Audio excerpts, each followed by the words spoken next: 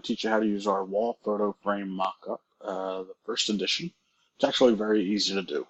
First thing, everything is controlled by layers. So all you have to do is go over here, select what you want to do, and make adjustments there. If you don't have a layer panel, you can go to Window, Layers, or just hit F7 and it should pop up. So the first thing we want to do is probably add some photos.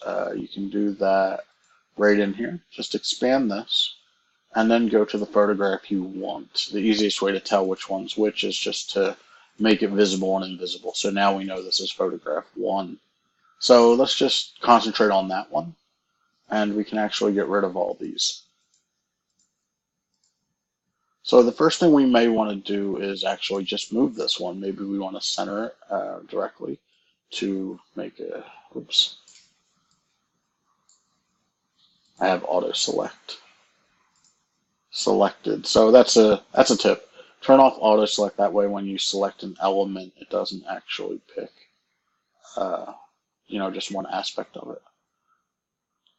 So now you can center it however you want. So maybe that's where we want it. Now to change the photo, you just double click this right here.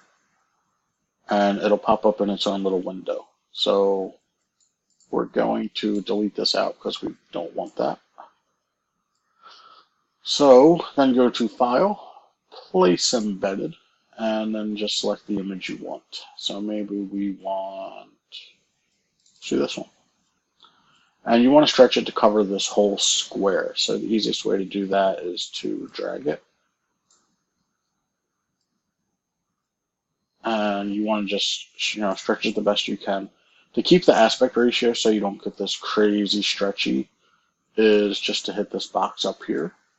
Or when you're placing it, you can hold shift.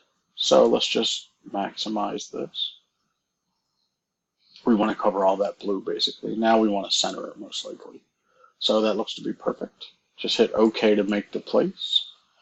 And now you can close this file. So just close it, but hit yes to save it because you definitely want to save those changes. Now you'll see our new photo appears in here perfectly. It's already sized out for you. There's nothing you need to do.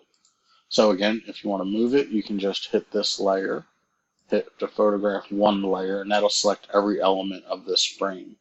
Make sure auto select is not selected. And now we can just move it. It's that easy.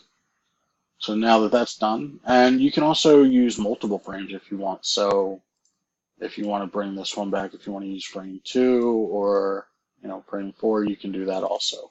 Again, you can just select it, move it around. Easy.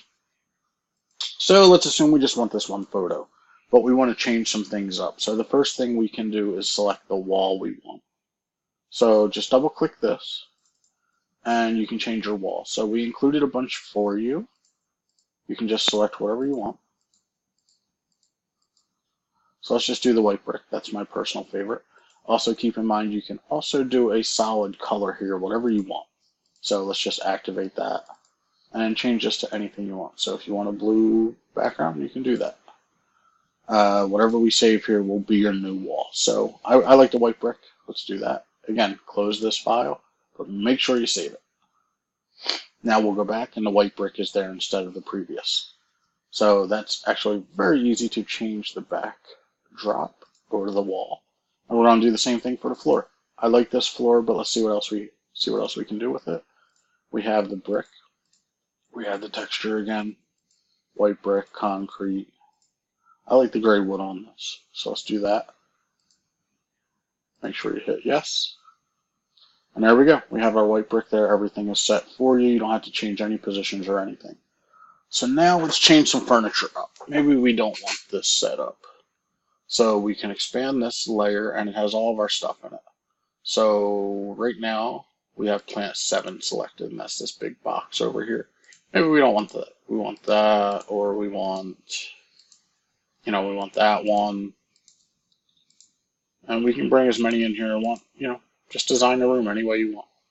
So we want to select plant 5, and you probably want that over here. So just move that right over there. Or maybe we don't want plant 5, maybe we want plant 2. Select the layer. Move it however you want. You can also put it on the table or even on this table if you want. Just make sure you get rid of that plant layer. Or I think that's under flowers, but you get the point. So that is all the flowers and plants. Now, if you want to, add desk flowers, you can do that in here. We also have the table. You can completely remove that if you want. And of course, you want to remove that also because it's not sitting on anything. So now we can do different seating if you want. We have a little dog bed, a little yellow chair. We can do a futon. So let's get rid of this actually. Oh, I don't have auto selected anymore. So there, we found the desk flowers. We're going to turn auto select off again. I just wanted to find that layer quickly. So that's how we do that. And we can go back down to the chairs. You can do gray couch, yellow couch, blue, whatever you want. So let's go with the ugliest couch in the world. And you can do other things. You have a little bit more flowers in here. You have the table flowers, I believe. Yeah, that's the whole table right there. And that's it. So basically, you can make any combination you want here, use any walls, any floors, anything like that. To save it, the easiest way, so actually that frame is off center now. Let's just do that really quick to find it.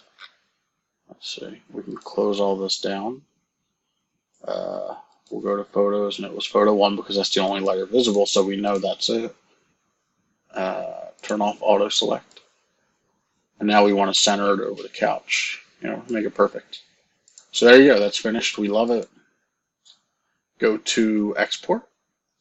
You can export to ping, but I don't suggest it because your file size is going to be huge. So what I suggest instead is go to export as and go to JPEG. And I usually like, 80 is perfect. It'll give you a nice mix between quality and small file size. You don't need it 100 because honestly, if you put it on Facebook or even maybe your website, it's going to compress it a little bit anyway because 100% quality JPEG is going to be huge.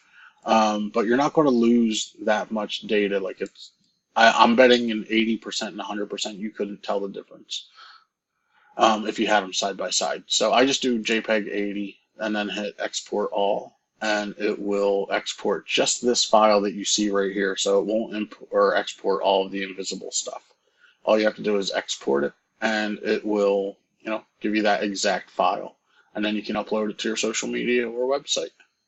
So that's it. And if for some reason you need just the file alone here, just because a few people have asked this, if you don't want, if you're finished, you're absolutely done this, you can go to layer up here and then flatten the image. Yes, it'll discard all the invisible stuff. So now you just have one solid image. Everything is just on one. Now make sure you don't save your PSD file or you're going to lose all that stuff. You want to make sure you export so you're not saving, you're not basically ruining the file you purchased from us. Of course, you can download it again, but you don't have to do that. So that's it. I hope this was helpful. If not, or if you have any more questions that I didn't cover, just post in our Facebook community. We have a support group specifically for Tunic Labs. Our response time is usually within the hour, most hours of the day, including weekends. Post in there and we'll be glad to help you out. I hope I hope this was useful for you. If not, let us know. Let us know what we can cover and what we can change, and I'll talk to you guys soon. All right, bye.